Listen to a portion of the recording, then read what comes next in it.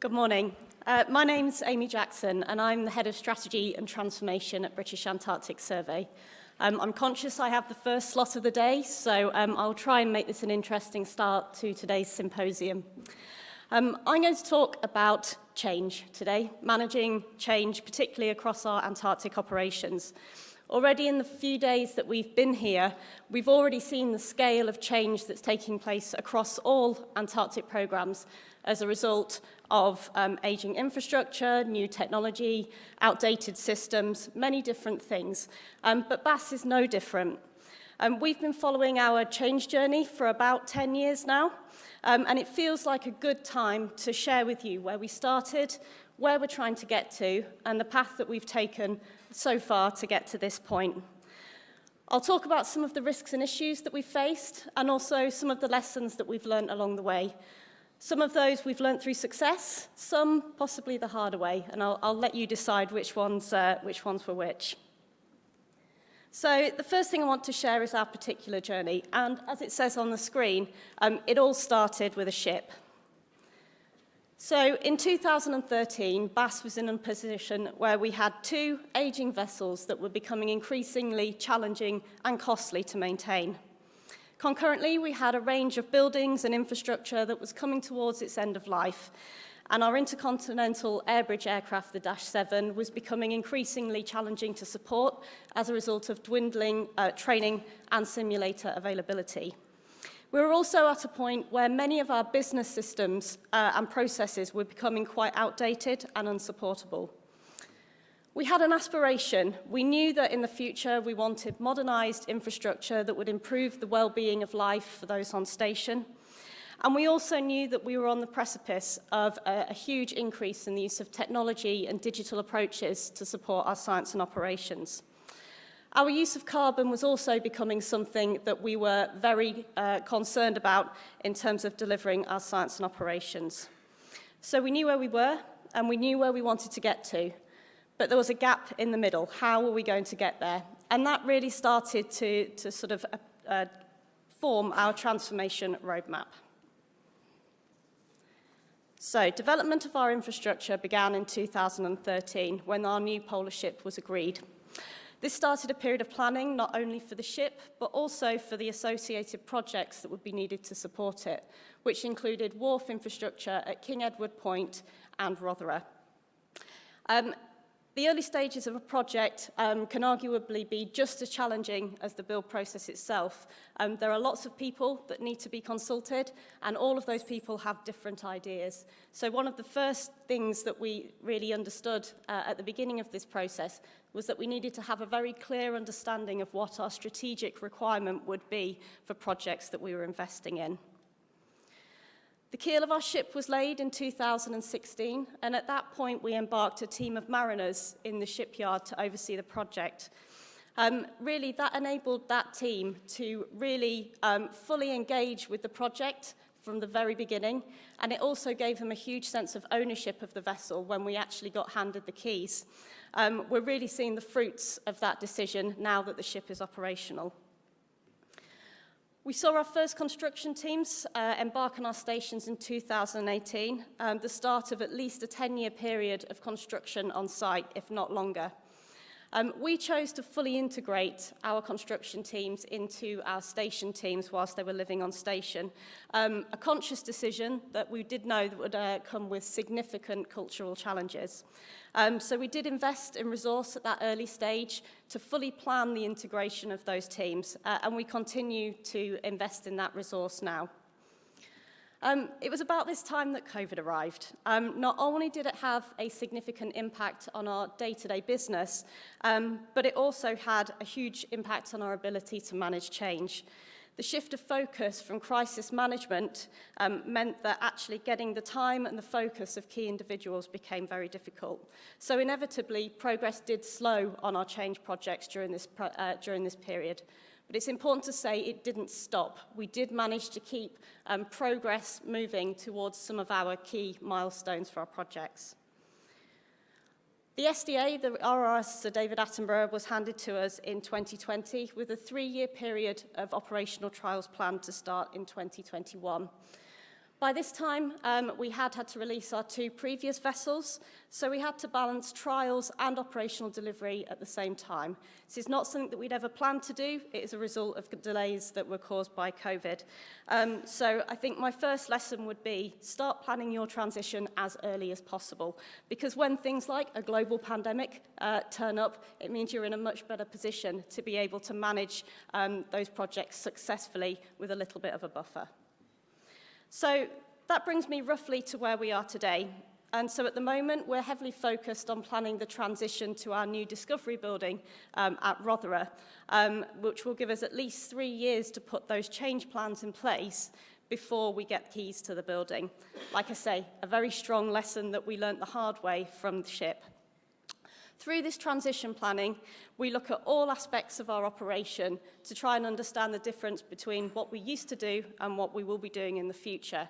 So we're looking at training, equipment, people, infrastructure, documentation, technology, logistics, every aspect of our operation to make sure that none of the changes that will become apparent fall through the cracks. We're also looking at future air bridge options at the moment and any associated air infrastructure changes, as well as aviation, fire and rescue capability that may need to be changed as a result of a different aircraft. So far, I've focused on the physical changes that are going to be taking place, the hard infrastructure. But like I said at the beginning, there is also an enormous amount of business change, the underpinning fundamental processes and systems that support our operations and science that also needed to be modernised. So we set up a business transformation programme in 2018 to run concurrently. Initially, we focused on corporate service and delivery of modernised processes and systems for finance and HR. And we also set up a digital transformation programme. As I said, the last few years have seen a huge surge in the use of our technology and digital approaches to support science and operations. How we utilise GIS and spatial information to support our teams, integration of AI to improve the efficiency of our operations, and also autonomy and remotely operated vehicles. It's not just about adding these things on top of our operation, but it's about how we properly embed them to ensure that we're doing these things with our eyes open and in a safe way. At this time, we also started to formalise our thinking around net zero and established targets and initiatives that would help us achieve our aims. So our original model for managing infrastructure change was using project delivery teams supported by our business as usual, our normal operations teams. But after a few years, we realised quite quickly that in order to ensure that we were able to properly embed the change element of these new things that we were bringing in, we also needed dedicated change management support.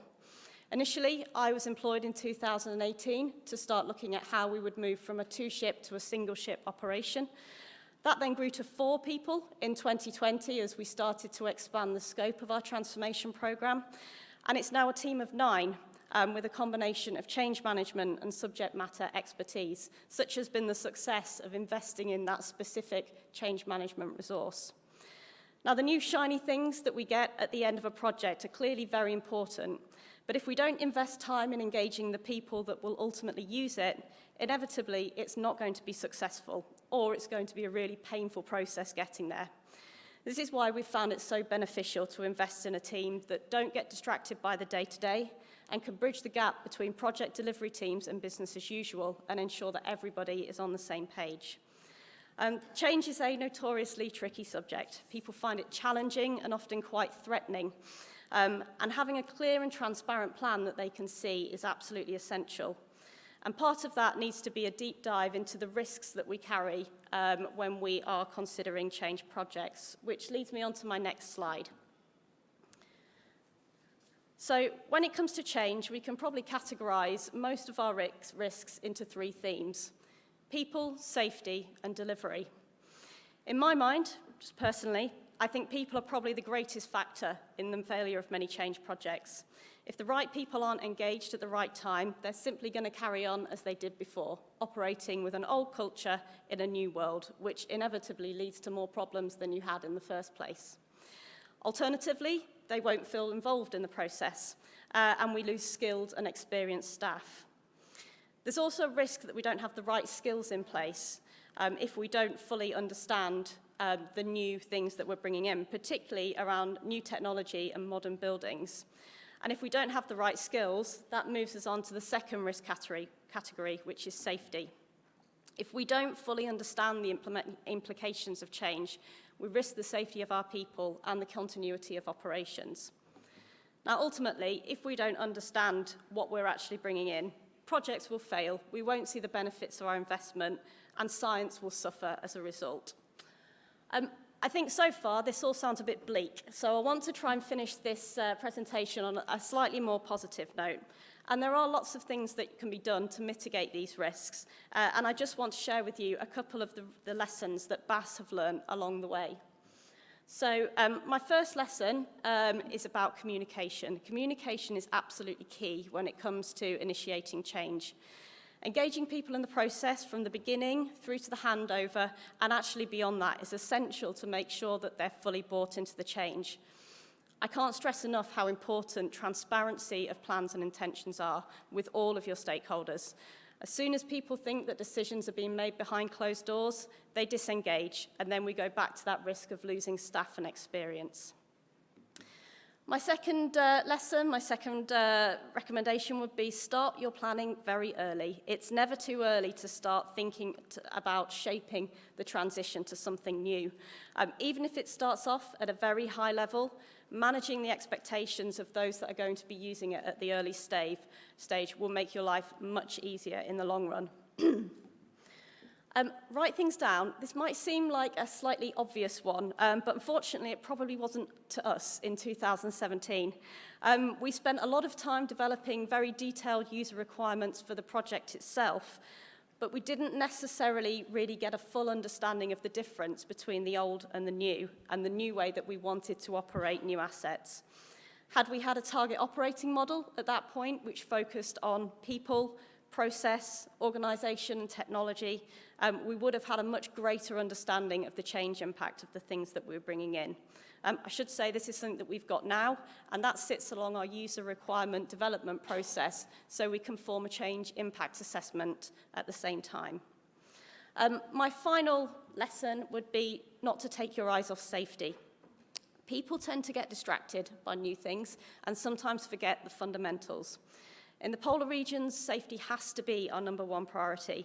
So before introducing new infrastructure, processes, technology, or anything else, ensure you've considered all the implications and, where possible, test it in a benign environment before you deploy. I'm conscious 12 minutes is not a very long time to talk about change. I could talk for another hour, but I think you'd get bored. So I'm just going to give you one final message to take away, and that is that, honestly, people are the difference between success and failure when it comes to change. Engage them early, keep them engaged, and listen to them, and then you have a much greater opportunity to see the benefits of the investment that you're making.